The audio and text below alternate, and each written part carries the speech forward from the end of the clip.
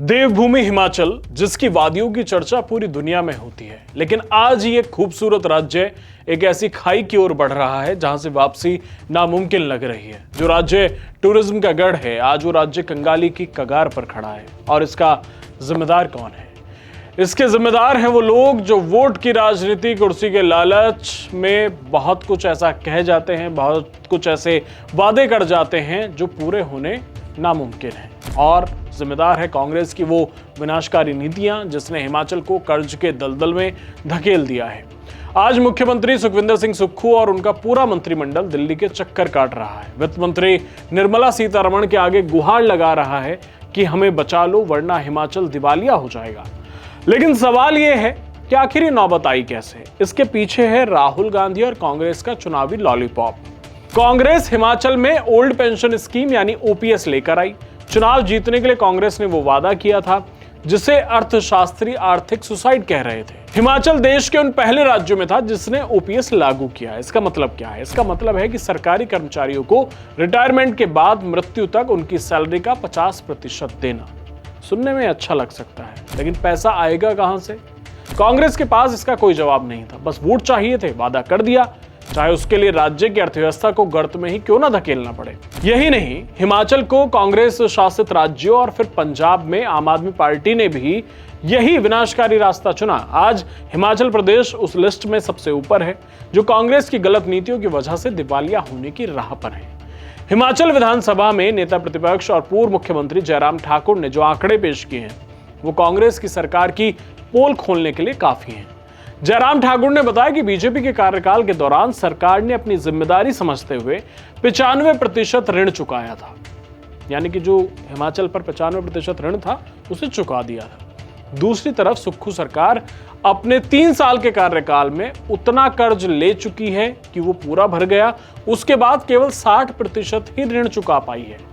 उन्होंने बताया कि सुक्खू सरकार के पास अपनी एक भी नई योजना नहीं है। जो काम आज हिमाचल में दिख रहे हैं वो सब पिछली बीजेपी सरकार की देन है। पिछले 3 सालों से हिमाचल प्रदेश में विकास पे पूर्ण विराम है।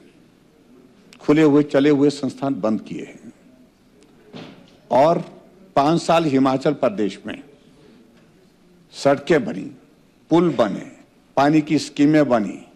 हमारी कितनी योजना है आपकी तरफ से, आपके ही यहां जो सदस्य बैठे हैं, माननीय सदस्य बैठे हैं, वो 3 योजनाओं का जिक्र नहीं कर सकते 3 साल के। हमारी योजनाएं जुबान पर भी है, जहन में भी है, जुबान पर भी है लोगों के। ये तो बजट भाषण में आ जाएगा। सारा योजना है, गवर्नर एड्रेस पे आ जाएगा। गवर्नर एड्रेस पे आ जाएगा। नहीं, मेरा कहने का मतलब इन्होंने पूछा कि भाई आपने उस पैसे का क्या किया? उस पैसे से हमने सड़कें बनाई, 4000 किलोमीटर से ज्यादा सड़कें बनी, पेयजल योजना हर घर में पानी का नल दिया, और उसके बाद हिमाचल प्रदेश में सहारा योजना, हिमकेयर योजना, जनमंच, उसके बाद गृहिणी सुविधा योजना, ये सारी योजना, शगुन योजना, मुख्यमंत्री स्वावलंबन योजना। आप 2 योजना को जिक्र करो वाला। गवर्नर एड्रेस में बोल देना आपने प्लीज। हमने काम किया। इस चर्चा में भाग लेंगे माननीय सदस्य लोग उस काम को विक्रमादित्य सिंह जी। बार-बार जो मत पूछो आप हमसे, फिर हमको फिर बोलना पड़ेगा।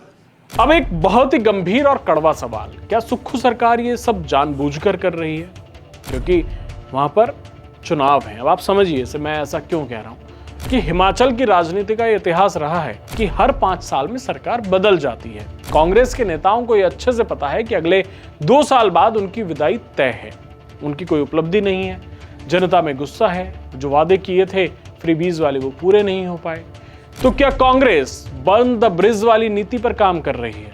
यानी जाते जाते हिमाचल पर इतना कर्जा लाद दो कि अगली आने वाली सरकार संभल ही ना पाए। क्या राहुल गांधी और सुक्खू जी ने तय कर लिया है कि अगर हम नहीं रहेंगे तो हिमाचल को बर्बाद करके छोड़ेंगे? यह देवभूमि की जनता के साथ सबसे बड़ा विश्वासघात है। आज हिमाचल की अर्थव्यवस्था डूब रही है, सरकारी कर्मचारियों को सैलरी देने के लाले पड़ रहे हैं, विकास कार्य ठप हैं और मुख्यमंत्री दिल्ली में हाथ फैलाए खड़े हैं। ये वही कांग्रेस है जो बड़ी बड़ी गारंटियां देती थी। आज वो गारंटियां हिमाचल के गले की फांस बन गई और जहां जहां भी कांग्रेस है वहां वो गारंटियां ऐसे ही हो गई हैं क्योंकि फ्रीबीज थी। आपने चुनाव जीतने के लिए बोला कुछ भी, लेकिन आप पूरे नहीं कर पा रहे हैं, और पूरे कर पा रहे हैं तो आपने पूरा राज्य कंगाल कर दिया है। क्या हम अपने बच्चों का भविष्य इन कर्जखोर नेताओं के हाथ में सुरक्षित देख सकते हैं? कांग्रेस की विनाशकारी नीतियां आज हिमाचल को बर्बाद कर रही हैं। कल किसी और राज्य की बारी होगी। आपका इस मुद्दे पर क्या सोचना है? क्या आपको भी लगता है कि सुक्खू सरकार ने वोट के लिए हिमाचल को बेच दिया है? कमेंट में अपनी राय जरूर दें और इस वीडियो को शेयर करें ताकि सच हर हिमाचली तक जरूर पहुंचे।